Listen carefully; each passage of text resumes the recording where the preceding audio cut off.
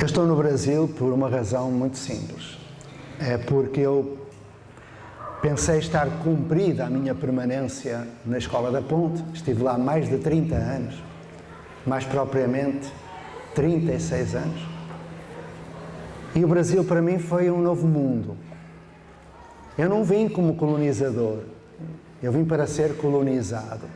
Fui seduzido pela capacidade que o brasileiro tem de reinventar a vida e reinventar a escola.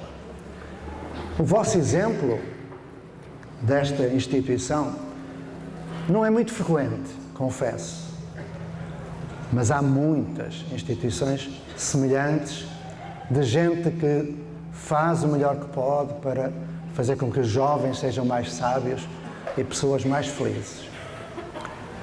Eu estou a pensar, inclusive, em fazer um livro, um site, chamado Guia 4 Rodas da Educação do Brasil, para que o Brasil saiba a riqueza que tem.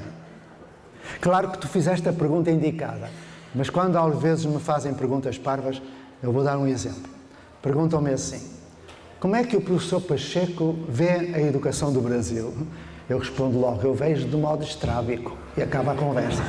Quando me perguntam, que solução daria para a educação do Brasil? Olha, são perguntas que tu não fizeste, mas eu digo, olha, uma solução seria extinguir o Ministério da Educação. E por aí vai. Respondo assim, de uma forma aleivosa. Agora, completando a resposta. O Brasil tem os melhores teóricos que eu já vi. Eu conheço quase todo o mundo. Conheço os melhores projetos, considerados os melhores projetos. Conheço muito teórico de grande gabarito, lá na Europa e em outros lugares. Nunca encontrei um país com tão bons teóricos. Uma surpresa, não é? Teóricos falecidos e teóricos vivos. Ainda hoje falávamos no caminho sobre o meu amigo Pedro Demo, está vivo. Sobre o Lauro de Oliveira Lima. Sobre o Carlos Rodrigues Brandão. Sobre. Também tem muito falastrão no Brasil, mas isso eu prefiro não pensar. Infelizmente nos congressos aparecem mais falastrões do que gente séria, mas o Brasil é assim. E também encontrei no Brasil os melhores projetos que eu já vi. Em lugares onde a gente nem imagina que possa acontecer. Querem ver um desses projetos em vídeo? Querem? É que eu nunca sei o que vou fazer. Eu espero perguntas. Mas, quando me fazem certas perguntas, eu penso que uma imagem vale mais do que 1000 palavras. Eu pediria uma ajuda. Eu nunca sei o que vou fazer. Às vezes há aquelas conferências de imprensa antes dos congressos, e vêm a televisão, os jornais, a rádio, e perguntam: professor Pacheco, então o que nos vai dizer daqui a pouco? Eu digo: não faço ideia nenhuma. Como não faz ideia? Não, depende do que me perguntarem. Lógico. Então, eu proponho que vejamos um desses projetos. Eu acompanho mais de 100. Loucura. Faço centenas de voos por ano. Uma loucura. Mas eu, enquanto puder andar, ando. Mas quem faz os projetos não é um portuguesinho. São os brasileiros. Então, o que vamos ver, eu posso escolher um deles, que é uma escola de São Paulo. Esta escola conhecia em 2001 ou 2002. A minha amiga Roseli Saião levou-me até lá. Era uma escola como qualquer outra. Escola da rede pública, junto a uma favela, onde havia defasagem, onde havia violência, onde havia insucesso, analfabetismo, reprovação, tudo o que possam imaginar.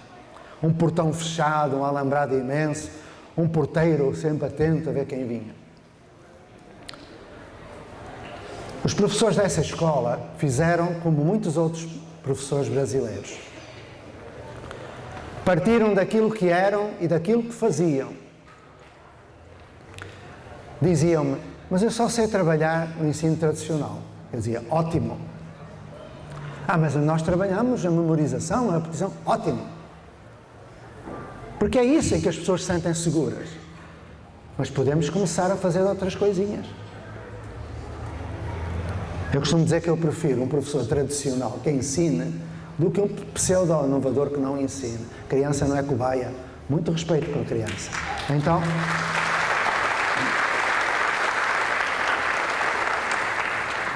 Então eu parti daquilo que as pessoas eram, como sempre faço. Aliás, se eu vier partilhar convosco a vida nas escolas, se me permitirem, eu vou escutar, não vou propor, vou para a sala de aula com os professores e vou aprender com eles como é que em Matinhos se constrói um projeto. Então o que vamos ver é um curto vídeo feito pela Globo. A Globo não tem só aqueles programas que a gente sabe, do Faustão, da Zorra Total, daquelas porcarias todas. Também tem bons programas. É verdade.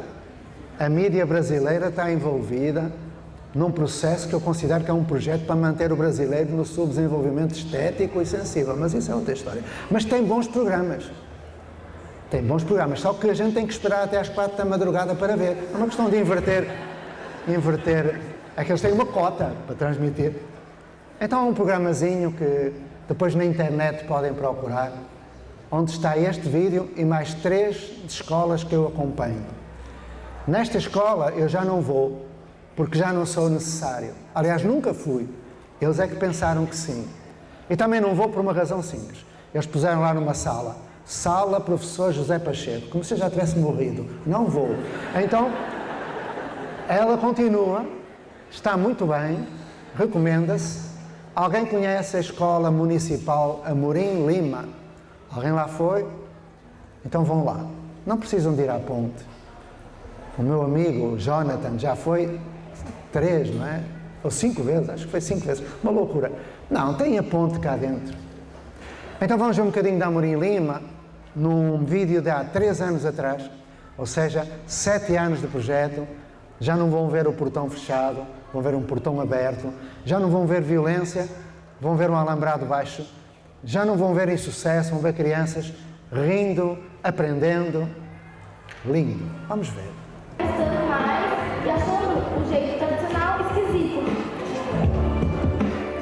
Na verdade, você escolhe um roteiro e vai fazendo você mesmo, pelo tratamento profissional. Eles podem fazer o que eles querem? De certa forma, eles podem, mas eles não fazem o que eles querem, porque eles vão, a gente vai trabalhando o tempo todo com o suporte de princípios, e esses princípios vão regendo as crianças. Autonomia, solidariedade, convivência democrática e responsabilidade são os princípios que ditam o funcionamento desta escola. A gente tem um espaço para conversar com os professores. Todos os professores podem sentir o que a gente está sentindo, né? Os nossos sentimentos. E poder ajudar a gente como a gente ajudar a eles a mudar a escola. Aqui não cabe ao professor ensinar e ao aluno aprender. Nesta escola existe um compromisso de que todos devem se envolver no processo educativo de forma integral e assumindo compromissos. O objetivo pedagógico é aproximar os alunos de todas as fases de desenvolvimento. Todos trocam experiências e se ajudam nas dificuldades. Esse espaço é um grande salão de pesquisa. Os estudantes estão aqui realizando as suas pesquisas. Aqui a gente tinha 4 salas de aula e a gente quebrou as paredes e transformou nesse grande salão onde é ocupado por alunos de 5º a 8º ano. Desperta mais o interesse em qualquer pessoa de estudar porque você tem um colega do lado para poder te ajudar. Então vocês mantêm ainda de alguma forma as turmas, só que vocês criaram uma maneira dessas turmas se articularem através de projetos, todas as turmas se encontram, é isso? Turmas, num salão elas se misturam. Em algumas atividades fica por área, por ano, em outros lugares as turmas também se misturam. Eu falo com meus amigos, eu estudo numa sala que são 4 salas juntas. Eu falo, mas como você consegue estudar? Eu não conseguiria estudar. Eu me orgulho de falar que eu fiz nessa escola, sabe? Que é uma escola diferente. Predomina, ainda hoje no Brasil, o que nós podemos chamar de lógica da exclusão, ou seja, uma forma de pensar que elege um modelo, exclui, afasta tudo que não se enquadra, tudo que de alguma maneira não aceita esse modelo. Mas isso não se aplica a todos, mas especialmente às classes populares. A reprovação é possivelmente um dos primeiros mecanismos onde essa exclusão se manifesta. E foi exatamente aí que a escola Amorim Lima resolveu atuar. Ao assumir o sistema de ciclos, a escola resolveu acabar com as provas e a reprovação. Adotou a progressão continuada e o desafio de ensinar por meio de projetos de pesquisa. A gente pode então dizer que a sequência de trabalho do aluno na escola não é determinada por um ano, é determinada por um projeto de pesquisa que ele cumpre. Se a gente tem estudantes que dão conta dos roteiros de pesquisa daquele ano, eles podem começar o roteiro do outro ano. E tem estudantes que no determinado ano não deram conta de todos os roteiros daquele ano e eles vão continuar o roteiro a partir de onde eles pararam no ano seguinte. Então, isso é de fato a progressão continuada. Ele não corta o trabalho dele porque mudou de ano. O trabalho continua. Existe um aluno de um ritmo menor. Algum problema? Tem um ritmo maior. Tendo concurso para professor, daí dá um traz problema no concurso. Cada um tem o seu ritmo. Cada um tem um jeito de ser, cada um tem um tempo e um processo. E a gente tem buscado esse respeito a isso. Isso não significa que cada um pode fazer o que quer, a hora que quer, mas que tem essa possibilidade de respeito inteira, né, com o que ele é, com o que ele pode, com as dificuldades que ele tem. Então, existe uma tentativa, pelo menos, de um acompanhamento individual. Um acompanhamento pessoal, né? Eu acho que é melhor do que individual, um acompanhamento pessoal na perspectiva da relação com o grupo. Para conseguir acompanhar todos os alunos individualmente, foi criado o sistema de tutoria. Uma vez por semana a gente tem uma discussão com o adulto, que seria um tutor, que ele organiza um grupo para poder ver se a escola se ele está estudando bem. O tutor é um educador que se responsabiliza por um grupo até 18 estudantes. Cabe esse tutor olhar o que o estudante está fazendo, olhar o plano de estudo, olhar o caderno, ver como é que estão indo as atividades. Cada tutoria tem um grupo de responsabilidade, né? Ou seja, uma parte da escola para a gente cuidar. A nossa tutoria é voar quadras, campeonatos e material esportivo. Um outro dispositivo adotado são os chamados grupos de responsabilidade. Porque ninguém vigia ninguém. Nós não temos essa condição. Então eles se cuidam, isso é uma responsabilidade que eles têm. Entre as ações mais importantes da escola está a decisão de envolver as famílias.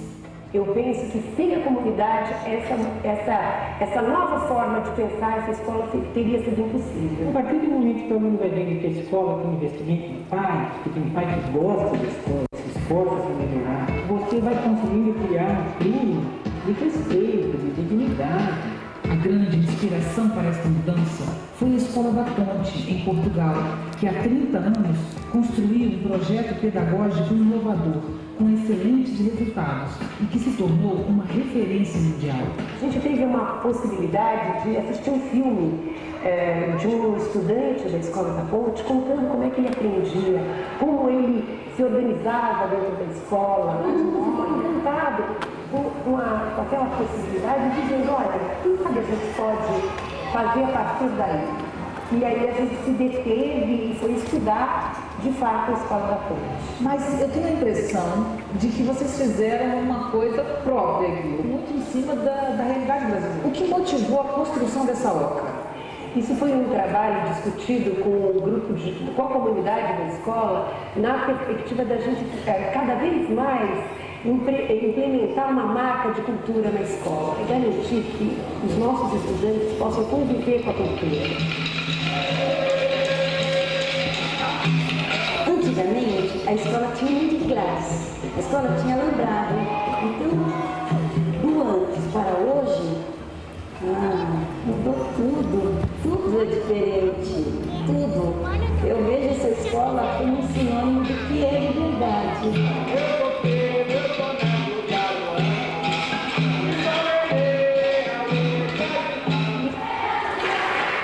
A Escola Amorim Lima, mesmo com as inovações que fez, continua alinhada com os parâmetros curriculares nacionais e a Lei de Diretrizes e Bases da Educação. No começo eu acho que foi muito difícil, mas hoje é muito gratificante enquanto educadora poder ver o movimento. Eu penso que a gente fica com tantas questões que estão muito maiores do que a parte educativa. E esse projeto possibilita que a gente veja a educação muito de perto. A escola, o que a gente precisa ter claro, que essa escola é um espaço público, o que é nosso, a gente precisa retomar muito público. Acho que é evidente, é o Brasil, no seu melhor. Eu imagino quantas pessoas aqui dentro poderão fazer bem melhor ainda do que Amorim Lima. Fico à espera. Se houver uma escola com mínimo 3 professores que queiram partir daquilo que fazem bem feito, não é moda pedagógica, é partir daquilo que fazem com muita responsabilidade.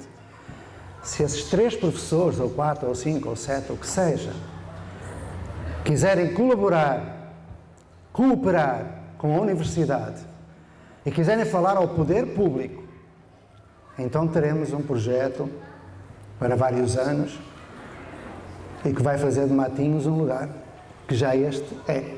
Esta escola recebe dezenas de visitantes todos os meses.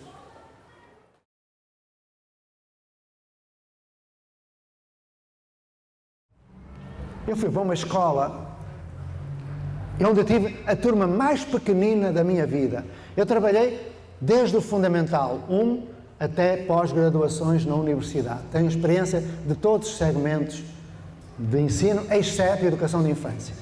Tenho um grande respeito porque eu não entendo nada da educação de infância e é o segmento mais exigente, que requer mais sabedoria, enfim. Mas estava eu a trabalhar no Fundamental e tive uma turma pequenina. Só tinha 48 alunos, 4 séries, coisa pouca. Eu tive uma turma de 120, então, imagina, 48 era uma maravilha. Porém, um dia, estava eu dando aula, porque eu acreditava que deveria dar aula, e chegou a diretora, com um jovem de 13 anos, e disse-me assim: professor Pacheco, acabou o bem bom, você é um privilegiado, hein? Só 48 alunos, hein? Mas olha, trago-lhe aqui mais um que lhe vai dar muito mais trabalho do que os 48 todos juntos. Eu disse: mas porquê? Leia o relatório. Ele veio de outra escola. Ele é o Teixeira, é autista e é perigoso. Bom, eu Teixeira imaginei que fosse o nome de família. Autista, não fazia ideia nenhuma do que era autista. Naquele tempo chamavam de deficiente e acabou. Depois começaram a chamar aluno diminuído intelectual, aluno com necessidades especiais, aluno de inclusão, tudo treta, conversa para boi dormir, que não vejo inclusão em lado nenhum. Mas vão mudando as palavras para manter tudo igual. E naquele tempo era deficiente. Ele foi para o fundo da sala e eu fui ver o relatório. Ele tinha vindo embora porque na outra escola tinha arrancado os brincos à professora e rasgou-lhe as orelhas, ficou a deitar sangue, ela foi para o hospital, mandou para lá. Era perigoso. Então, o que é que eu faço? Interrompi o planejamento, eu planejava direitinho e pus no quadro negro tarefas para cada uma das fases, para a primeira, a segunda, a terceira, a quarta, para uns 10 minutos de trabalho deles. E aí vou eu direto para o fundo da sala para falar com o autista. Quando chego perto, ele começa no movimento pendular. Eu lembrei-me, é perigoso. E puxei-me para trás. Aí ele parou o movimento, eu dei um passo para a frente, ele começa outra vez e eu para trás. E andei naquele baile durante os 10 minutos. Voltei para o quadro negro porque a turma já estava toda a falar para o lado e tal e eu precisava dar a aula. Só que aquilo entrou na cabeça e não saiu. Eu fui para casa muito confundido. Foi um dia extraordinário. Eu fui para casa, depois se me pedir, bom, não interessa, mas agora vamos acabar esta. Fui para casa pensando, o que é que eu estou aqui a fazer? Porque aconteceu comigo aquilo que acontece com muitos professores. De repente, alguém se lembra, em nome de inclusão, de pôr uma criança diferente dentro de uma sala de aula. E o professor recebe a criança e vê que não consegue interagir com ela, que não tem formação para trabalhar com ela. Então o professor, que não é insensível, o professor é sensível, começa a sentir-se perturbado, como eu me senti, começa a sentir-se frustrado, angustiado, porque não ensina aquele jovem. Terrível o que acontece nas escolas. Então, foi assim que eu fiquei. Com uma sensação de incompetência. Mas, de repente, pim! Porque português também tem ideias, também pensa mais devagar, mas... E aí eu, pim! E descobri uma coisa fantástica, que eu nunca tinha sido ensinado. É que eu não tinha um autista na sala. Eu tinha 49, tinha 50. Eu também era autista. Estávamos todos sozinhos. Eles olharem para a nuca do colega e para mim. E eu sozinho olhar para eles.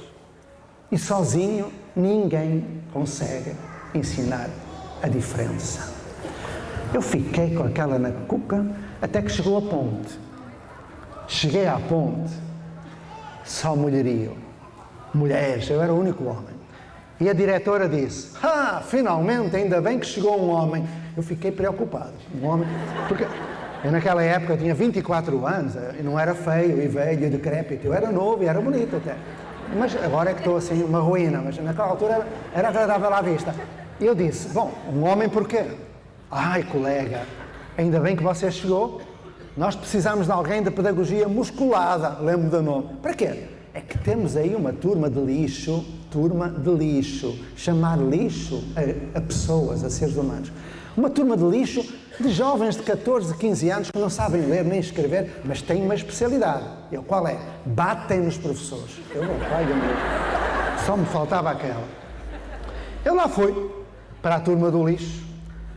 Essa turma estava metida num casebre, num galpão velho, que não tinha praticamente vidros nas janelas, nem porta, nem banheiro. Não tinha banheiro. Sabem o que isso é? Iam ao meio do mato, o defecar e urinar, como os bichos. Estavam ali. Eles iam à escola, viam a professora, batiam na professora e ficavam em autogestão o resto do ano, porque ninguém queria aquela turma. Eu fui. Bom, depois de umas peripécias que eu não vou contar, vou tentar acabar a história, para perceber como é que é possível em qualquer lugar. Eu já vinha com aquela ideia de que sozinho eu não conseguiria nada. Ou seja, eu tinha descoberto intuitivamente que um projeto humano e um projeto educacional é projeto coletivo, é obra de um coletivo, de uma equipe. Ninguém, por mais providencial que seja, faz o que quer que seja sozinho. Porém, eu só sabia dar aula, eu só sabia aplicar a prova, ter turma. Perguntei aos jovens, meus amigos, alguém sabe ler? Sorriram, fizeram comigo. Aí eu perguntei, mas porquê é que não aprendem a ler? E um deles disse, vou-lhe explicar. Todos os anos é igual. A gente vem, a professora chega, ela ensina-nos o A de águia, o E de égua, o I de ilha, o O de ovos, o U de uva. Fazemos carreirinhas de As, carreirinhas de Es, carreirinhas de Is, o saltinho do pardal, a ondinha do mar, isso a gente sabe fazer. Já andamos aqui há 8 anos a fazer isso, todos os anos. E depois? Depois ela ensina-nos a primeira lição do caderno, do livro didático. E como é? É assim. Lá no livro didático, e mostraram, tem de um lado, na primeira página, pá, pé, pi, pó, pu. E do outro lado, o tá, té, ti, tó, tu, e a gente tem que juntar. A pá, tó, pé, tu, pi, tu, pó, tu, puta, o popó, é o pipi, é o papai, é a pua. É a pua. Sabem o que é uma pua? Lá ninguém sabe, mas a criança tem que saber. Pua é um instrumento de marcenaria. Bom, faz jeito, o pá, pé, pi, pó, pu, e o A, do A e o U. Bem, quando eles me disseram aquilo, eu fiquei ainda mais confundido. Porque era assim que eu ensinava. Aí eu descobri a segunda grande realidade. Se eu continuasse a ensinar assim, eles continuariam a não saber ler. Lógico. Mas aquilo foi uma confusão na minha cabeça. De repente, nova ideia. Que as ideias vêm assim de ano a ano. Já percebi. Estes jovens, eles não são desprovidos de inteligência. Eles são espertos. Eles não têm dificuldades de aprendizagem. Sou eu que tenho dificuldades de ensinagem. Segunda grande descoberta.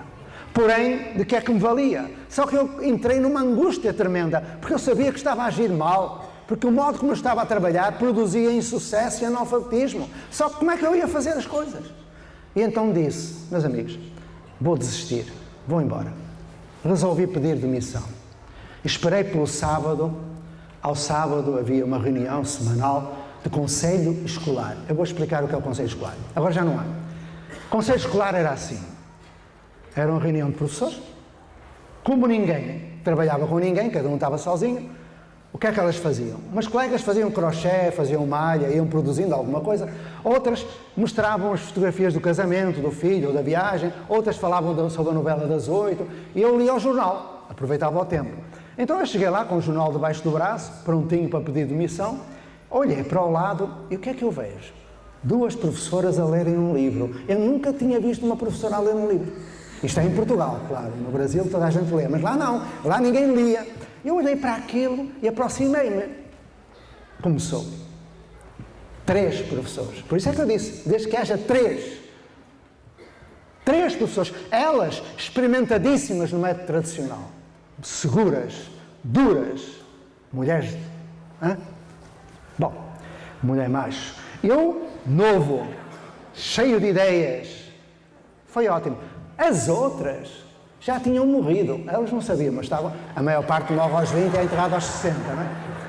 E elas já continuaram mortas e tal, diziam, nós temos muita experiência. Um dia eu disse a uma delas, não, colega, você só tem 1 ano de experiência, depois dos outros anos você repete o primeiro ano sempre igual, portanto só tem 1 ano. Então ela ficou brava comigo. Mas nós não perturbamos quem quis continuar dando aula, fazendo. Nós começamos a fazer perguntas. É aqui que as coisas chegam. Primeira pergunta, porquê é que eu, dando aulas tão bem dadas, não consigo ensinar a todos? Primeira pergunta. Segunda pergunta, pegando na primeira pergunta, porquê é que eu, dando aulas tão bem dadas, porquê é que nós damos aula? Segunda pergunta. Ok, o que é que nós fizemos? Fomos aos livros, aos Freires, aos Piagets, às Montessoris. Não encontramos nenhum fundamento teórico para haver aula. Nenhum. Então aquilo meteu-se na cabeça. Mas como é? Ensina-nos a dar aula e o modo como o professor aprende é o modo como o professor ensina.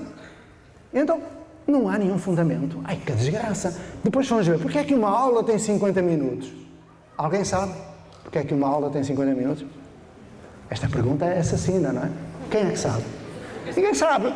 Então presumo que ninguém dê aula nem dê de 50 minutos. Porque quando a gente faz uma coisa que não conhece a origem, não sabe explicar porquê, isso tem um nome que eu não digo, por respeito que eu tenho a quem me está a ouvir. Ora bem, aquilo foi uma confusão na nossa cabeça. Quer dizer, não há fundamento para dar aula, ninguém sabe porque é que são 50 minutos. Eu sei. Se alguém quiser saber, eu explicarei.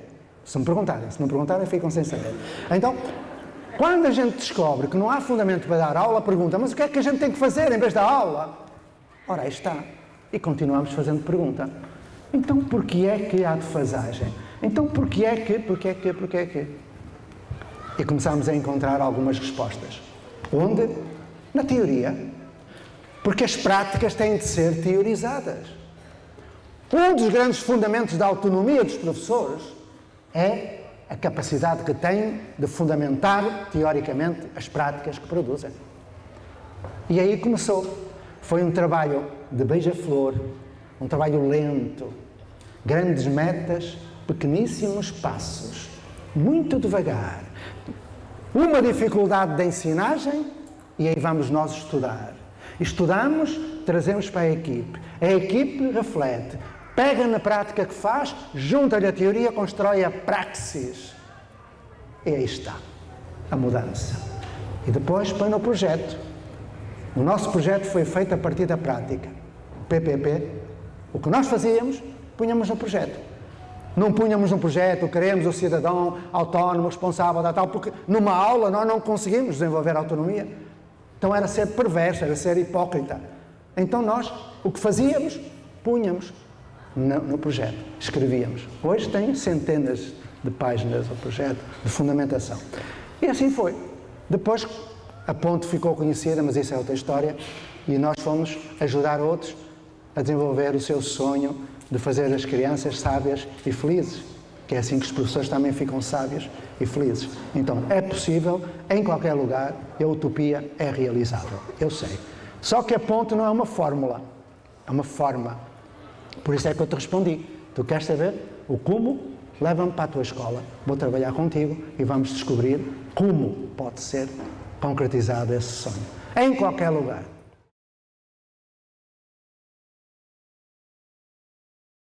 Quando a gente faz uma pergunta, já sabe a resposta, a hipótese de resposta.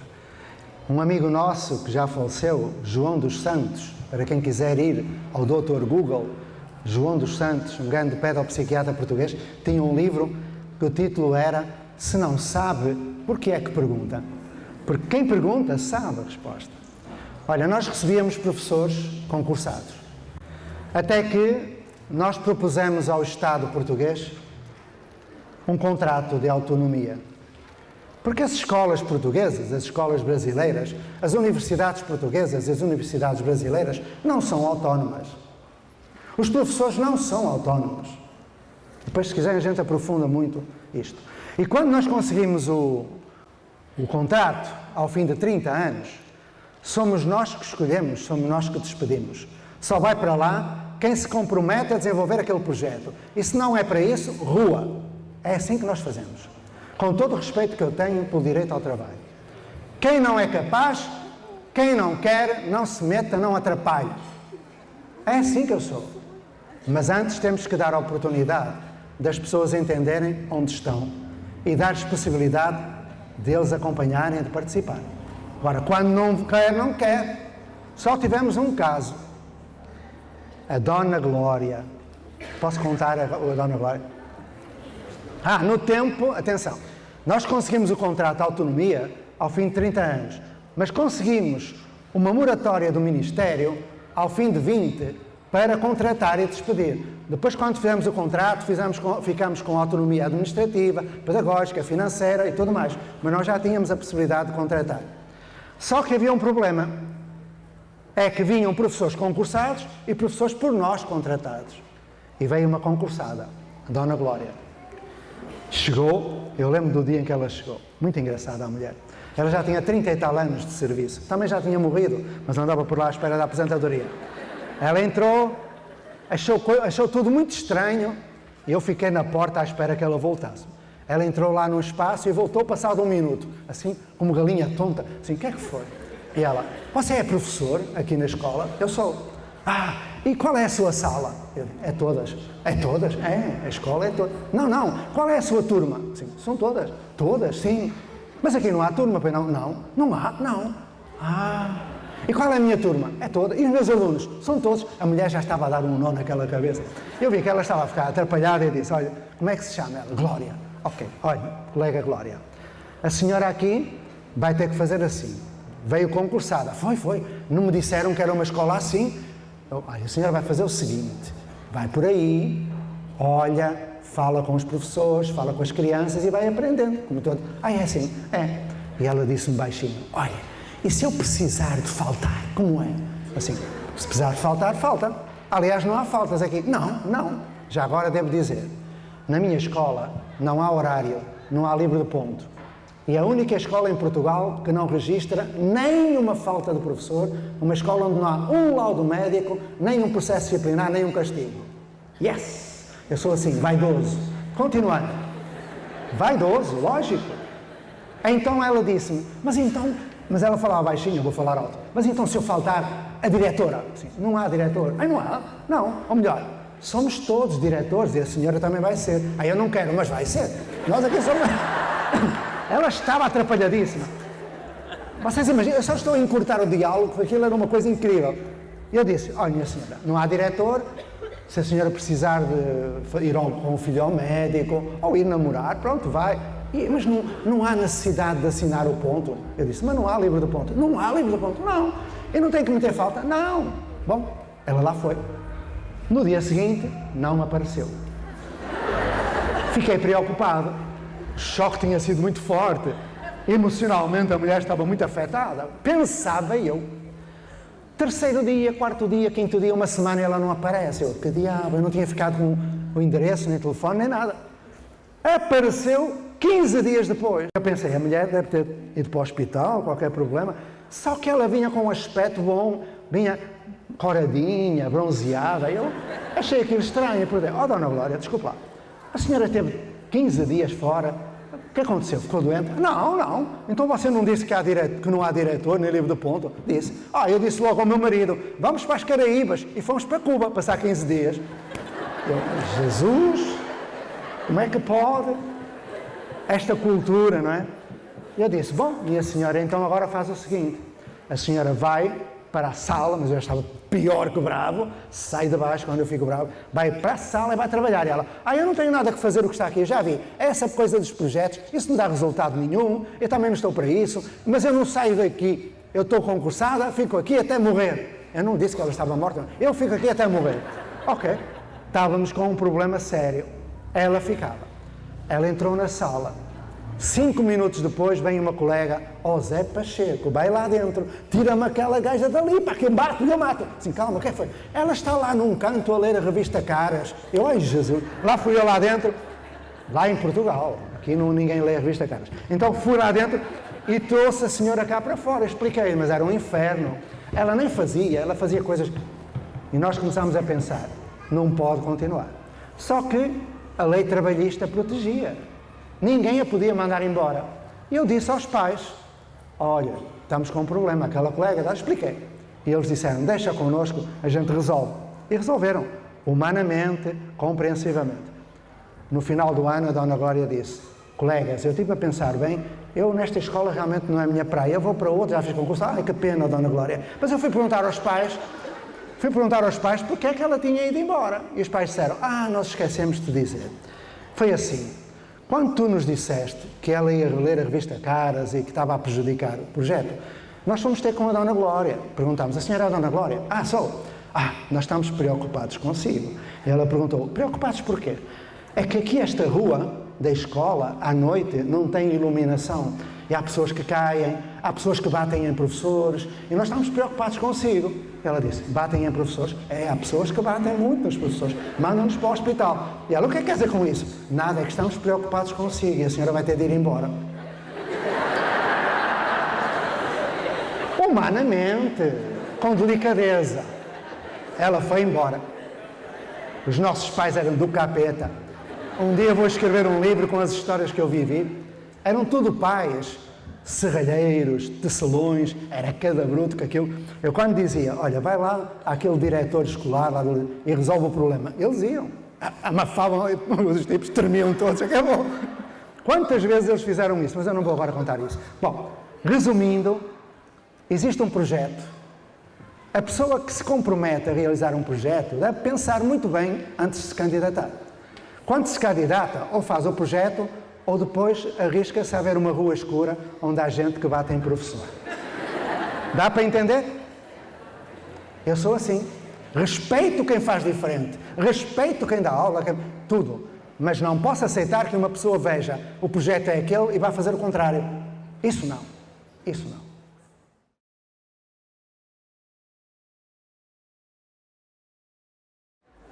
Muitas vezes, o Ministério da Educação mandou à Escola da Ponte aquilo que nós chamávamos os urubus. Eram os tipos todos de preto, assim com um paletó preto, pasta preta, calça preta, sapato preto. Eles pareciam os urubus. Iam lá para nos obrigarem a fazer aquilo que as outras escolas faziam.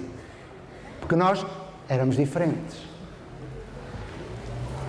Vou só dar um exemplo. Um dia chegou lá um inspetor superior, mandado de Lisboa. Chegou e disse, eu soube, através de uma denúncia, naquela época nós compreendemos algo doloroso, é que o maior aliado de um professor é o outro professor. E o maior inimigo de um professor é o professor da escola do lado. Denúncia. Então, qual era a denúncia? Que nós não tínhamos livro de ponto. Não tínhamos o ponto. E o homem disse, eu volto daqui por 2 meses e quero ver o livro de ponto assinado. E nós, sim, senhor inspetor. É que se nós disséssemos não, processo disciplinar e exoneração da função pública. Eu sabia o que eles queriam. Então reunimos os pais. A Escola da Ponta é uma escola da rede pública dirigida pelos pais. E esta é a única no mundo. Infelizmente. Depois, se quiserem saber porquê, explicarei. Se não perguntarem, ficarão sem saber. Continuando. O homem voltou 2 meses depois. Entretanto, reunimos todo o povo e conspiramos. Nós éramos muito malandrinhos. Era um jogo de gato e rato. Então decidimos fazer uma coisa extraordinária. Abrimos o livro de ponto, que era um livro imenso, grande, com 4 entradas de manhã, 4 entradas de tarde. Tínhamos que assinar 8 vezes durante o dia. No primeiro dia do mês, eu abri o livro, tenho este livro, não sei quantas páginas, numeradas e rubricadas por mim, vai servir para o registro da presença da Rola. Pus o meu nome e perguntei à faxineira: ó Fatinha, diga-me cá, se eu lhe perguntasse qual é a cor que representa o seu estado de espírito nesta manhã, qual seria? Ai, professor, estou tão feliz, um cor-de-rosa vivo. Eu peguei num lápis cor-de-rosa e escrevi o meu nome, José Pacheco. A cor-de-rosa ficou lindo. À meio da manhã perguntei: e agora, Fatinha? Agora eu estou zangada, põe aí um vermelho vivo. Eu peguei no vermelho e pus José Pacheco. Vim do intervalo e perguntei: e agora, Fatinha? Agora eu estou assim um pouco mais tranquila, tomei um chazinho, um amarelo. Eu peguei no lápis amarelo, José Pacheco. No fim do mês, cada uma das páginas, vistas a mais de 1 metro, eram pinturas de Van Gogh. Saíam aqueles cor-de-rosa, aqueles verdes, aqueles amarelos, vermelhos, vivos. Era lindo. Eu fiquei apaixonado por aquilo. Eram pinturas autênticas. Vem o inspetor, 2 meses depois. Entrou, dei-me chazinho. A gente tratava bem os inspetores, porque eles são frágeis, não entendem nada de pedagogia. Então a gente tem que lhes ensinar devagarinho, porque eles na por cima são inspetores e portugueses, a gente tem que estar ali. Bom, então o homem estava sentado e nós começámos a conversar com ele. Ele pediu o livro, nós pusemos o livro, ele com o chá na mão esquerda abre o livro e quando abre, eu pensei que ele fosse morrer. O que foi, Sr. Inspetor? Ele não falava. Assim, Sr. Inspetor, o que é que foi? Sente-se bem. E ele aos gritos: não pode, a bater com os pés no chão. Mas não pode o quê? E as minhas colegas: eu, calma, não pode o quê? Não pode, olha aqui, vermelho, amarelo, onde é que já se vê? Cor-de-rosa, o homem deu-me em pânico. Sr. Inspetor, não se desculpe lá. Diga-me cá uma coisa. O que é que se deve escrever? A preto ou azul? Onde é que já se viu cor-de-rosa? Eu disse: Sr. Inspetor, mas na lei também diz que se tem de escrever a preto e a azul? Ele: não. Então, a gente escreve a cor que lhe apetece. Não, você quando faz prova, não risca a vermelho aquilo que está errado. Eu disse: mas a gente não faz prova. Ele: ai não. Diz ele: mas olha, tem que fazer. Eu disse: Sr. Inspetor, desculpe lá. O senhor conhece o despacho regulamentar número 6/68? Ele: não, nunca ouvi falar. Eu voltei-me para as colegas e disse: estão a ver, colegas, o Sr. Inspetor, que é tão especialista em leis, não conhece o despacho regulamentar número 6. E o homem: não, nunca ouvi falar. Então vai ter de ver, porque se tivesse lido esse despacho, perceberia que nós não somos obrigados a fazer o livro de ponto. É? Diz ele: é. Então, olha, faz o seguinte, dê sumiço a esta coisa, desapareça com o livro, eu não estive aqui, eu não sei de nada, vocês são todos loucos, vou-me embora. E foi. Eu imagino ele em Lisboa a procurar o despacho regulamentar. Estava lá uma mãe que foi fazer a ata. No final ela pergunta: Sr. Pacheco, aquele despacho regulamentar, eu estou aqui a fazer a ata, diga-me qual é o número para eu pôr aqui. Eu respondi: não sei, eu inventei naquela hora. Então, quando vinham os inspetores, nós brincávamos. Tem que ser. Quem leva as coisas a sério na educação acaba no privado psiquiatra. E nós temos que levar a coisa com alguma distância crítica, brincando. A partir de certa altura, como é que nós conseguimos que aquele trabalho que se mantivesse? Vinham os urubus e diziam: tem de fazer porque está na lei. E a gente perguntava: Sr. Inspetor, e porquê é que está na lei? E ele: como? Sim, nós sabemos que está na lei, mas agora eu pergunto: porquê é que está na lei? Perceberam? Porquê é? Qual o fundamento teórico? Qual a pedagogia? Qual a psicologia da educação? Qual é a teologia? Qual a sociologia da educação que legitima a existência da lei? As leis têm que ser feitas por pedagogos. As leis têm que ser feitas para pessoas. Quando a lei está errada, desobedeça-se, fundamentando. É aí mesmo, fundamentando. Nós dizíamos, nós não fazemos isto porque Piaget disse isto, Vygotsky disse aquilo, L'Oréal disse aquilo, Leontel disse aquilo. A teoria está aí. Não há nenhuma teoria que fundamente haver prova, aula, série, ciclo. Não há. Mas há muitas que mostram que deve haver outras coisas. E nós fundamentamos as outras coisas. Fundamentamos. E é isso que nos mantém. Mais 2 fatores. Um é a fundamentação. Outro, a comunidade. A Escola da Ponte não é uma escola-edifício, é uma comunidade. É preciso uma tribo para educar uma criança. Por isso é que eu fui prefeito da minha cidade. Terceiro, trabalho de equipe, um por todos, todos por um. E já agora, para acabar esta resposta, uma outra historinha, bem rápida. Um por todos, todos por um. Um dia saiu uma professora da equipe para resolver um problema da escola e foi à Secretaria de Educação. Voltou. 2 dias depois, tínhamos uma carta da Secretaria dizendo o seguinte: queira explicar ou queira informar esta Secretaria de Educação da razão porque a professora fulana esteve ausente dessa escola no dia tal e não deu entrada nesta Secretaria de qualquer pedido de justificação de falta. Lá em Portugal, quando um professor falta, tem que fazer um pedido de justificação que depois a direção da escola manda para a Secretaria. O que é que fariam nesse caso? Iriam dizer que a colega não tinha apresentado a justificação e ela teria um processo disciplinar? Quebrar-se-ia a primeira vara do molho de varas? Dizia que era o diretor, que não havia, mas era eu que apresentava, que me tinha esquecido e pedia desculpa. Processo disciplinar sobre o diretor, lá ia eu, embora da função pública. Nós compreendemos qual era a intenção daquela carta.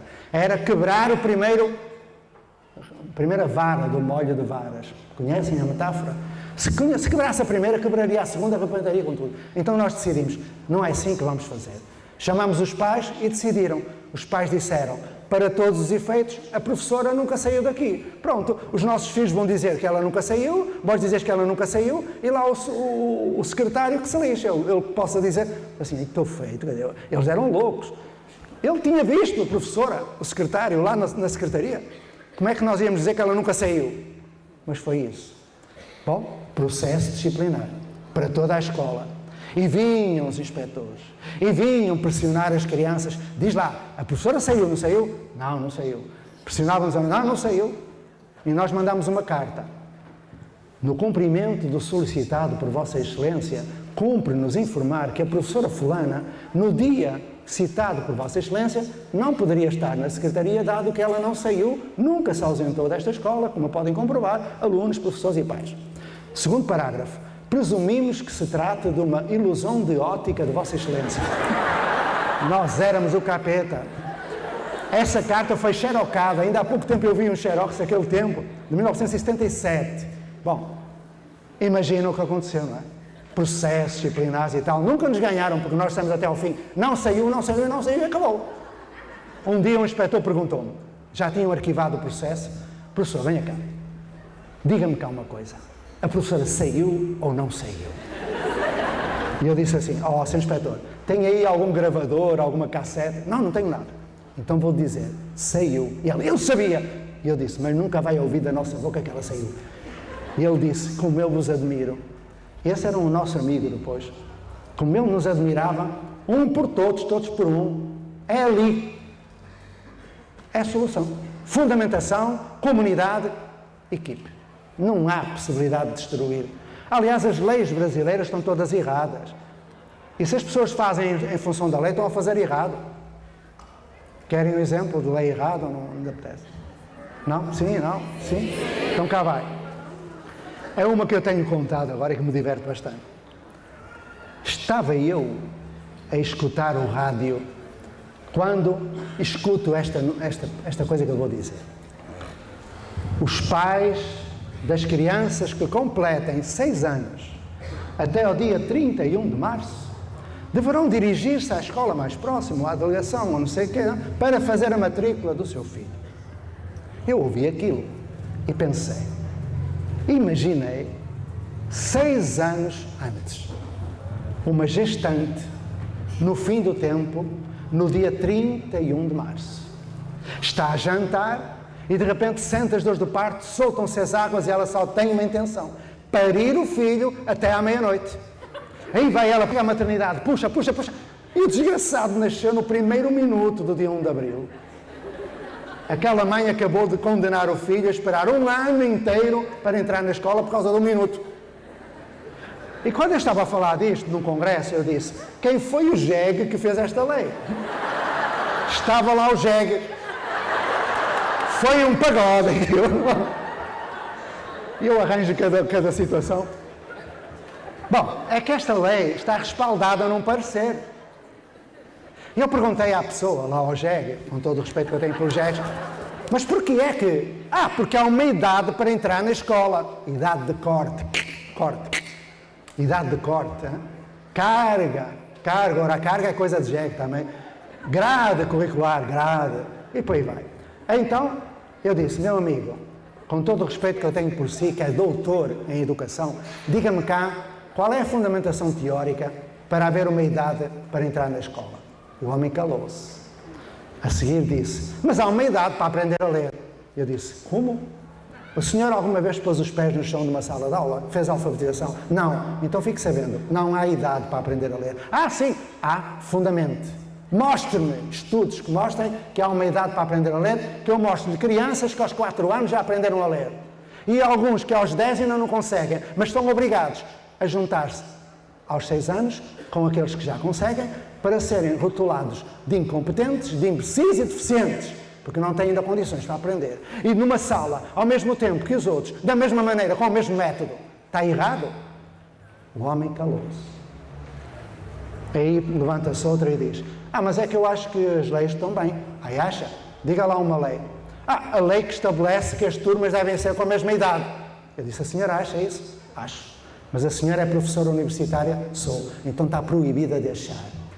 O achismo não é para aqui chamado. Diga-me, fundamente, porque é que tem de ser todos com a mesma idade se nós não aprendemos nada com quem sabe a mesma idade? Aprendemos com quem tem idade diferente, saberes diferentes. Ela ficou assim: não me diga, dizia ela, que um aluno de 18 anos com um aluno de 5, o aluno de 18 a trabalhar com um aluno de 5 vai regredir.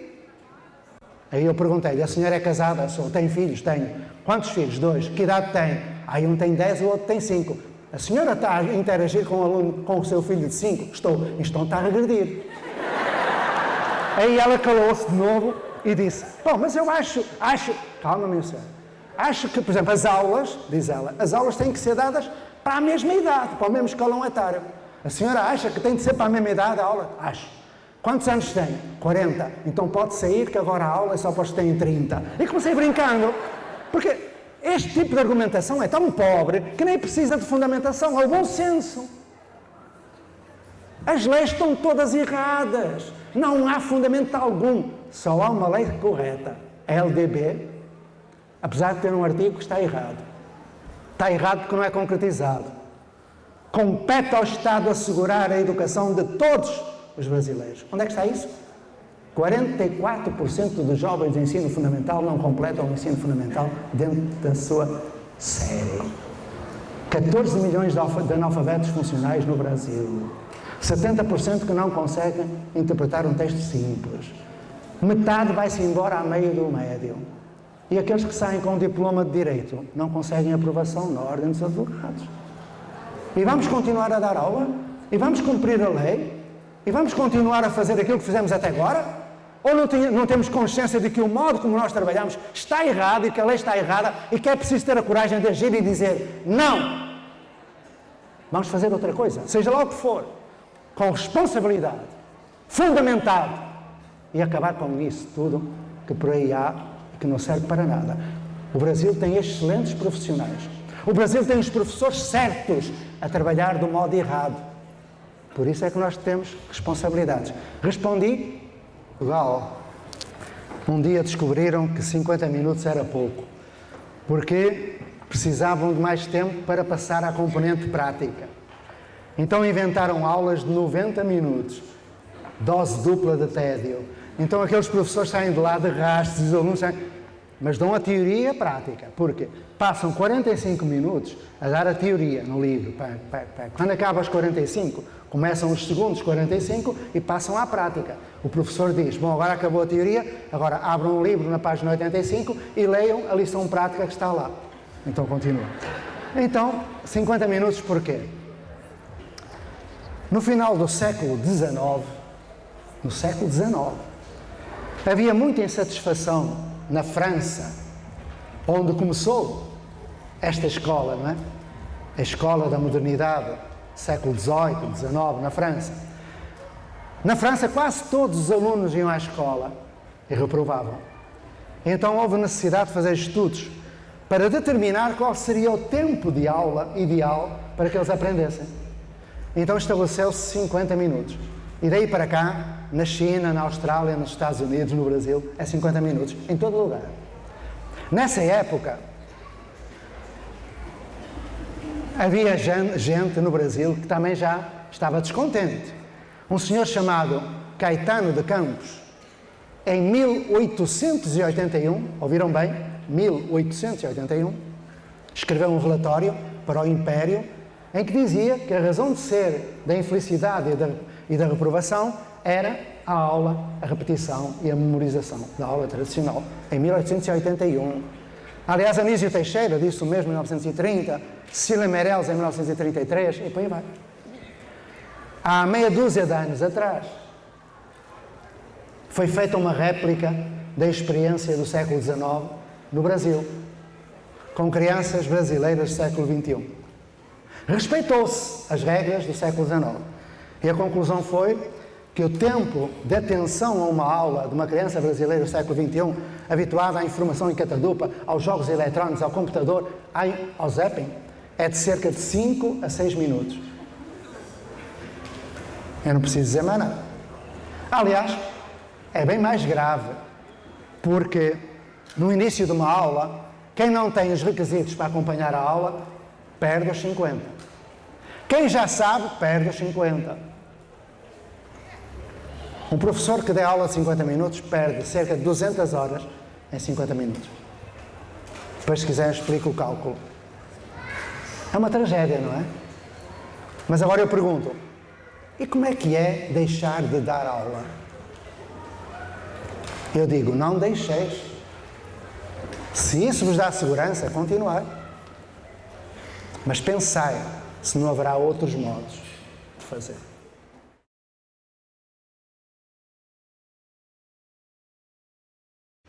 Há uma diferença básica. Summerhill é uma escola particular onde só vai quem pode pagar. A Escola da Ponte é uma escola da rede pública, gratuita, universal para todos. Segunda grande diferença. Summerhill segue a linha libertária de educação. A Escola da Ponte também, mas não só. Eu explico. Quando nós publicarmos o livro sobre a Ponte, tem de ser um livro a muitas mãos, vai haver um choque muito grande na comunidade académica. Porque nós vamos criar heterodoxias. Isto é, vamos dizer que todos os grandes teóricos, ou quando escreveram, estavam com uma grande babadeira, ou não sabiam o que estavam a escrever. Aliás, agora vou dizer coisas horrorosas, mas vou dizer, para explicar a diferença com Summerhill. É preciso pensar que quem fez teoria, que hoje é trabalhada nas faculdades, foi gente que nunca trabalhou com criança. Piaget, biólogo. Montessori, médica e psicóloga. Ferrer e Guardia, filósofo. Vygotsky, psicólogo. Dewey, sociólogo. Querem que eu continue? Vallon, político. E por aí vai. Piaget na sala de aula? Não existe. Ele nunca deixou nenhuma recomendação em termos pedagógicos. Que grande pai que tem um filho que se suicida. Piaget. Jean Piaget teve um filho que se suicidou. Então estamos aqui com um problema. É que há um grande equívoco. E esse equívoco foi desfeito por um grande brasileiro. Quando se fala do ensino tradicional, considera-se que o centro deve ser o conteúdo, o professor. Quando se fala de educação libertária ou da pedagogia humanista, do Carl Rogers, não é? As tendências psicanalíticas, considera-se, e da escola nova, o escola-novismo, considera-se que o centro não deve ser o professor, deve ser o aluno, deve ser a criança. É um erro. Eu também já pensei isso. Eu era um fanático do Carl Rogers. Eu era um fanático de Summerhill. Eu era um fanático dos libertários de Hamburgo, da Ferreira e Guardia, era um fanático. Até que descobrimos que a aprendizagem não está centrada no conteúdo ou professor e muito menos no aluno. A aprendizagem está centrada na relação. E é na qualidade da relação, na qualidade do contexto, que a aprendizagem pode ou não acontecer. Então, quem disse isso melhor que ninguém? O nosso Paulo Freire. Aprendemos uns com os outros, mediatizados pelo mundo. Ele era um visionário. Só que há um problema sério no Brasil e nos outros países também. Quando um professor lê Piaget e lhe é dito que pode fazer aulas construtivistas, eu nunca vi. A aula é incompatível com o construtivismo, mas eu penso. E então resolve ler o que a Ferreira escreveu. E resolve fazer aulas construtivistas. E chega ao fim do ano e a criança não aprendeu. De quem é a culpa? Da Ferreira e do Piaget. As pessoas adotam, de uma forma leviana, contributos daquilo que consideram ser a antítese daquilo que eles receberam. Estão habituados a dar aula, o conteúdo, o professor, vão fazer o contrário. Está errado. Esse problema também foi muito bem descrito pelo nosso Paulo Freire. Ele disse o seguinte, que os professores brasileiros deverão deixar de nortear a sua reflexão pedagógica. Isto está escrito na Pedagogia da Esperança.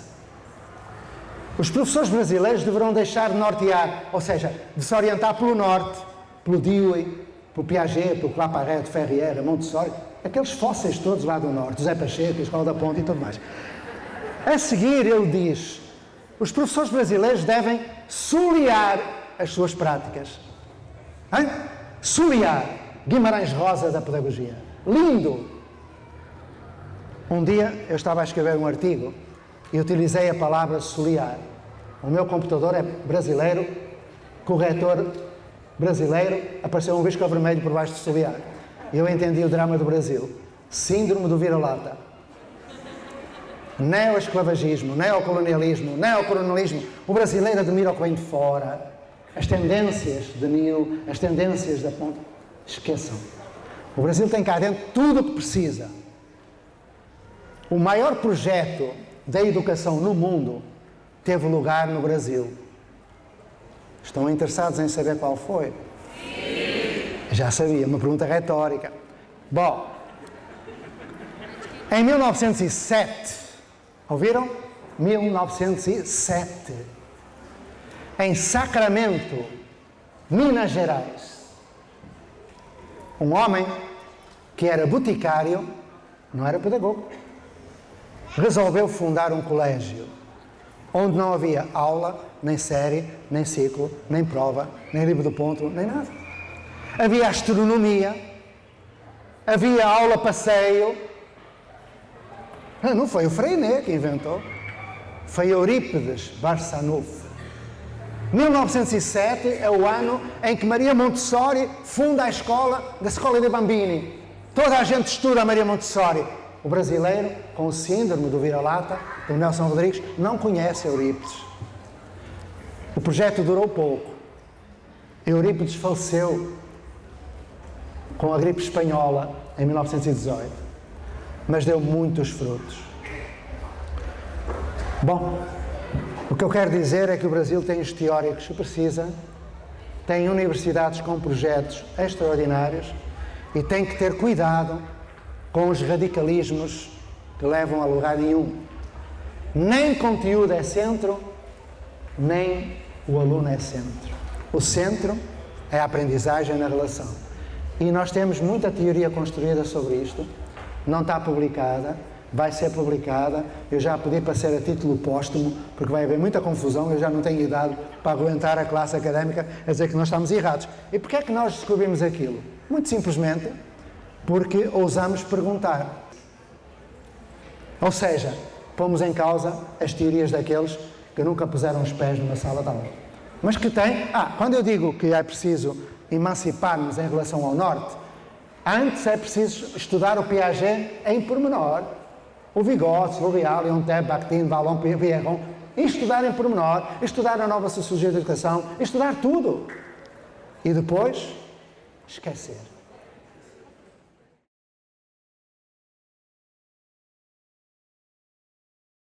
O Ministério da Educação, o MEC, lá de Portugal, faz a avaliação da Ponte. É a única escola portuguesa que é avaliada. E posso mandar um dos relatórios que eu tenho no computador para poderes ver. Num dos anos, creio que é em 2005 ou 2006, os pesquisadores que avaliaram a Ponte, esses pesquisadores são nomeados pelo Ministério da Educação. Nós não sabemos quem são. Esses 3 eram de Coimbra, da Universidade de Coimbra. Eles quiseram saber qual foi o desempenho académico e social dos ex-alunos da Ponte. Então fizeram recolha de dados durante meio ano nas escolas para onde iam os alunos da Ponte. E fizeram a comparação dos resultados dos ex-alunos da Ponte com ex-alunos de 20 escolas da região. O resultado foi, em todas as disciplinas, as melhores notas são dos ex-alunos da Ponte. As melhores provas nacionais são dos ex-alunos da Ponte e eu mando-te isso para tu veres. Mas a mim pouco me importam que sejam os melhores, eu quero que todos sejam os melhores. Eu não quero que haja melhores e piores. Depois, é preciso ver quem são eles enquanto pessoas. Pois é. Não é encher a cabeça de coisas. Embora eles aprendam com significado. E por isso é que eles são bons nas provas. É também a formação holística, global, integral. E aí é que nós trabalhamos mais. Os nossos alunos são formados dentro de 3 grandes valores que são a matriz axiológica do projeto. Autonomia, responsabilidade, solidariedade. Tudo aquilo que lá faz é em função desses valores e de uma carta de princípios. Quando saem, são seres realizados socialmente, felizes e que fazem os outros felizes. É assim que tem de ser toda a gente e não apenas os alunos da Ponte. Claro que há muitos anos atrás não era assim. Há o lado horrível do projeto, não é? Há o lado belo, que foi o que eu agora disse, agora vou dizer o lado da miséria. A Escola da Ponte não é um mito. É feito por pessoas comuns, cheias de erros. Em 1977, pela primeira vez, foi uma turma inteirinha de alunos da Ponte para outra escola. Primeira aula na outra escola. A professora que deu a primeira aula veio-me contar. Eu não sei imitar a pessoa, que ela já morreu também. Isto parece um velório, não é? Cada vez que eu falo, já morreu, já morreu. Bom, ela veio-me contar e disse assim: estava na sala dos professores, no primeiro dia, olhei para o meu horário e vi que ia ter a turma A. E vi à frente. São alunos da Escola da Ponte. Eu estava curiosa para ver. E lá fui eu. Eu estava habituada. Todos os anos, ela já tinha 30 anos de serviço, no primeiro dia, quando eu chegava à sala, estavam os alunos a correr, uma bagunça, eu tinha meninos quietinhos, punham-os em fila, entravam direitinhos. Quando cheguei à sala, ela a contar, não vi ninguém, um silêncio. Eu disse, queres ver que eu enganei-me? Fui ver o horário e tinha lá, sala número tal, turma A, alunos da Ponte. Eu perguntei à faxineira, onde é que estão os alunos da turma? E ela fez assim, para eu espreitar para a sala. Eu espreitei para a sala e vi 37 jovens sentadinhos, caladinhos, livro aberto.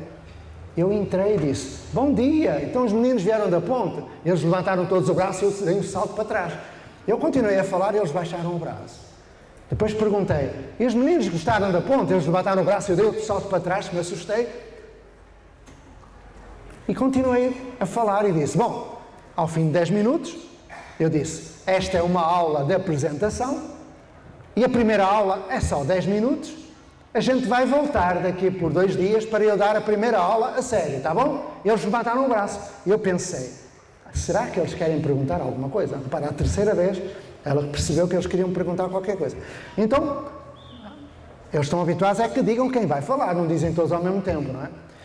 E ela perguntou a um, tu querias dizer alguma coisa? Ele disse, eu quero, mas não fui o primeiro. O primeiro foi ali o Manuel, faça a favor de lhe perguntar. Diz ela, eu aprendi que tinha de respeitar a ordem de inscrições. E perguntei ao Manuel, Manuel, querias perguntar alguma coisa? E o Manuel respondeu, eu quero, minha senhora.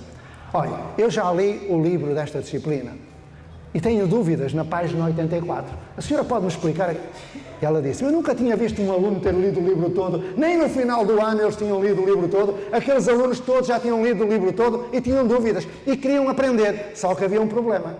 Eles queriam aprender cada qual na sua página. E eu então resolvi dar aula da primeira página e fui para o quadro e pus o sumário. Pus a matéria toda. Quando eu me voltei, metade da turma não estava lá dentro. E eu não tinha ouvido ninguém fazer barulho. Eles estão habituados.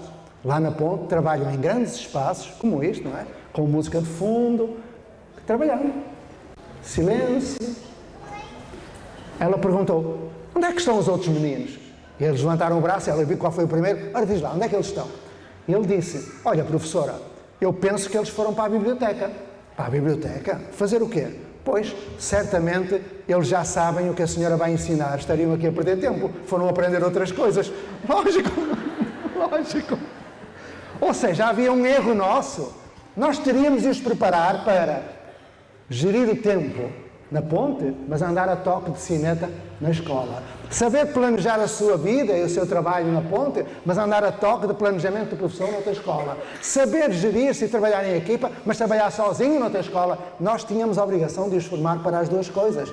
Embora isso conduza à esquizofrenia, não é? Foi isso que nós fizemos. Nós treinamos para viver na sociedade capitalista, competitiva, estupidamente segregadora, mas também nos ensinamos a viver em função de valores. E o que prevalece mais tarde é a ética, não é a sociedade capitalista. E eles integram-se bem nesta sociedade. Muito bem, são pessoas de grande êxito social.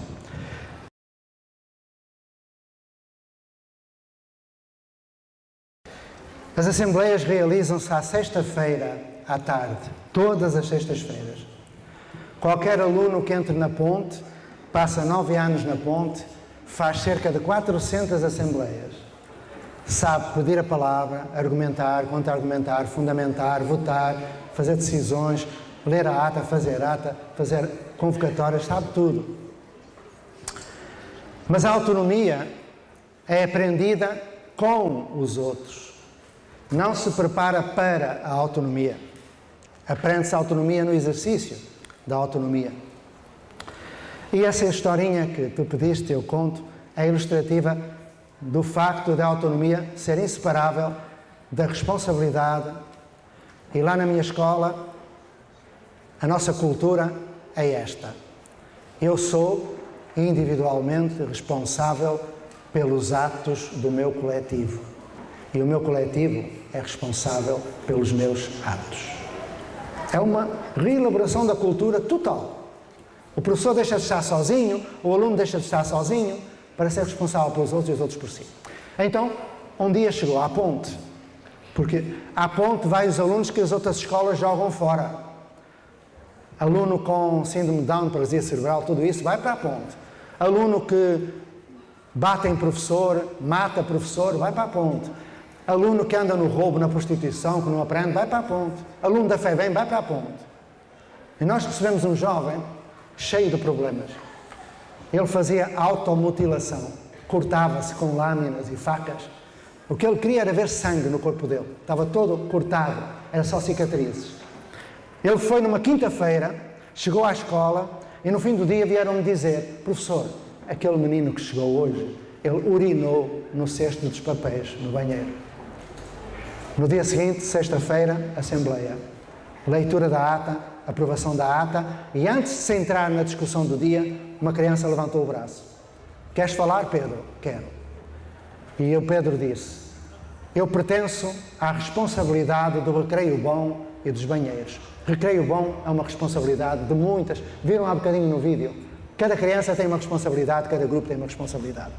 E ele disse, nesta semana, um de nós urinou no cesto dos papéis. Um de nós. E eu quero pedir à Assembleia que ajude o meu grupo de responsabilidades para que um de nós não volte a fazer isso. Yes! O jovem estava lá no meio, imaginam, centenas de jovens. Ele olhava para um lado, olhava para o outro, à espera que alguém dissesse, foste tu, meu malandro. Ninguém olhou para ele. Ele no dia seguinte, ou melhor, na segunda-feira, tinha grupo de acolhimento, grupo de pertença, caixa de segredos, professor tutor, tinha gente para o ajudar a ser bom. Tinha gente solidária com ele, responsável por ele. Transformou-se totalmente, em cerca de alguns dias. Entretanto, não resisto, uma historinha para acabar. Vem para lá, para a escola, um menino com 7 anos. Daqueles monstrinhos que os pais aos 3 anos dizem, eu já não consigo controlar o meu filho. Ele não me obedece. Eu digo-lhe 2, 3, 4 vezes, está quietinho. Ele insulta-me, xinga-me. Bom, chegou lá um jovem, tinha sido expulso de outra escola porque ferrou, mordeu a professora, tirou-lhe um bocado de carne da mão. Já levava um currículo vitae bem apreciável. Aos 7 anos, expulso de uma escola. Veio para a ponte. Claro que chegou à ponte, andava à procura das meninas e dos meninos para morder. Um problema. No fim da manhã, eu perguntei à Presidente da Assembleia, a Cecília, 8 aninhos. Cecília, como é que estamos daquele menino que andava para aí a tentar morder? Está resolvido, professor. Está resolvido, mas como é que foi? Agora explica-me. Eu vou falar outra vez de responsabilidade e solidariedade. Um de nós. Ela disse, olha, pergunta ao André. Quem era o André? Um jovem de 1,80 m, 17 anos, que tinha posto um professor em estado de coma noutra escola. Tinha vindo meio ano antes para a ponte com esse currículo. Passado meio ano ele já estava bem. Então eu chamei, André, vem cá. E ele veio. Então perguntei, André, foste tu que resolveste o problema dele? Foi, professor, está resolvido. Mas já agora como é que tu resolveste? Olha, foi assim. Eu chamei o moço, vem cá. Imagina, 1,70 m e um pequenino, ele veio, não é? Sentei-o à minha frente, falei-lhe de homem para homem, disse-lhe, ouve lá, mas ele a falar era muito engraçado. Quando eu vim cá para a escola, eu era um capeta, eu pus um professor em estado de coma, sabes o que é, pá? Eu dei-lhe pontapés na cabeça, o homem quase morreu. Eu era um capeta, mas agora não. E disse-lhe, professor, eu hoje tenho categoria, sou responsável, eu sou solidário, eu sou um homem. E então, professor, quando eu acabo de explicar isto tudo, o moço pega-me na mão para me morder. E tu, pá, mandei-lhe uma bufatada, ele foi contra a parede. E depois chamei-o, limpei-lhe a carinha que ele estava, limpei-lhe as lágrimas e disse, ouve lá, voltas a andar atrás de alguém para morder? E ele, não. Então pronto, estamos resolvidos. Está entendido?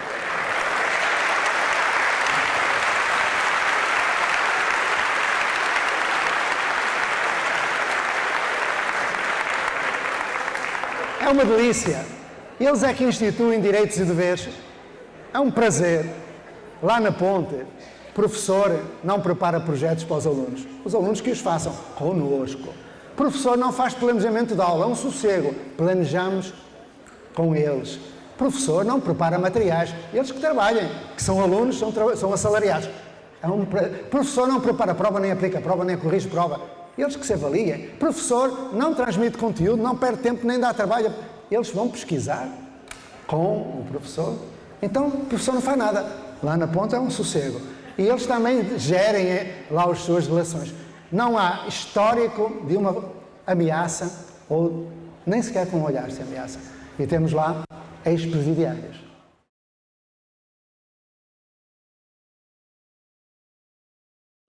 Nós somos seres incompletos e os projetos humanos também. O que nós fizemos foi sempre muito estudo, muita reflexão conjunta e antes de modificarmos alguma coisa, reunimos com os pais, explicamos direitinho aos pais tudo o que eles precisavam de saber para eles nos autorizarem a fazer as mudanças. Quem faz as coisas sem explicar aos pais, dá-se muito mal depois.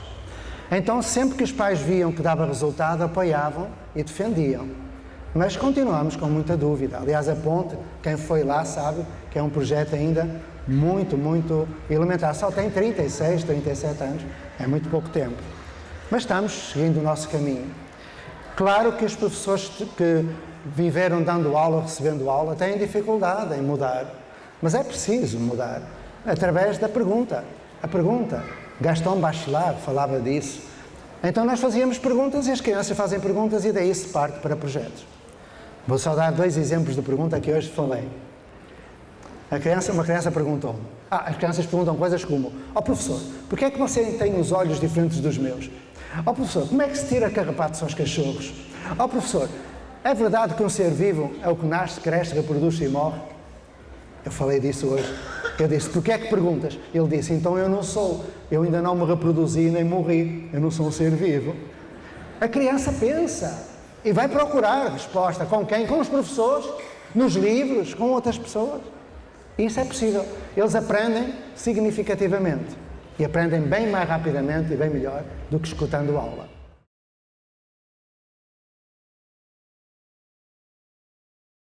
Há uma história breve, pequeníssima. Um dia, pode ser esta, um dia vinha o Nelson subindo a ladeira da escola. Vinha com o cabelo desgrenhado, sujo. E eu perguntei: Nelson, o que te aconteceu? E ele respondeu: olha, professor, durante esta noite, a minha irmã mais pequenina chorou, gritou a noite toda. De manhã a minha mãe foi ver e os ratos tinham roído metade da orelha da minha irmã. Comeram metade da orelha da minha irmã. A minha mãe foi com a minha irmã para o hospital e eu fiquei com os meus irmãos mais novos. E quando a minha mãe voltou, eu vim para a escola. Eu disse: ó Nelson, então, com tanta tristeza lá em casa, com a tua irmã a sofrer, com os ratos a comer a orelha, e tu vens para a escola? Venha, professor. E vou-te dizer porquê. É que quando eu venho para a escola, sinto cá dentro uma coisa, olha, parece mesmo alegria. Ficar em paz.